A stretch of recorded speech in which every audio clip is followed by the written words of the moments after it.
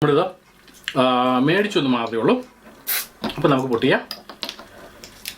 Okay, ഇതിൻ്റെ colour നോക്കാം. അതോടൊപ്പം തന്നെ അതിന് സ്മെല്ല് നോക്കിയാൽ പക്ക ഒരു സ്ട്രോബെറിയുടെ ഒരു സ്മെല്ല്, നമ്മൾ യഥാർത്ഥ ഒറിജിനൽ സ്ട്രോബെറിയുടെ സ്മെല്ല് എങ്ങനെയാണോ ആ ഒരു സ്മെല്ല് തന്നെയാണ് നമുക്ക് ഇതിൽ നിന്ന് മനസ്സിലാക്കുന്നത്. പക്ഷേ അതോടൊപ്പം തന്നെ ബിയറിൻ്റെ സ്മെല്ല് എല്ലാവർക്കും അറിയാലോ, ആ ഒരു സ്മെല്ലും ഫീൽ ചെയ്യുന്നുണ്ട്. അപ്പോൾ എന്തായാലും നമുക്ക് ഗ്ലാസ്സിലേക്ക് ഒഴിച്ചിട്ട് അതിൻ്റെ കളർ കൂടെ നോക്കാം.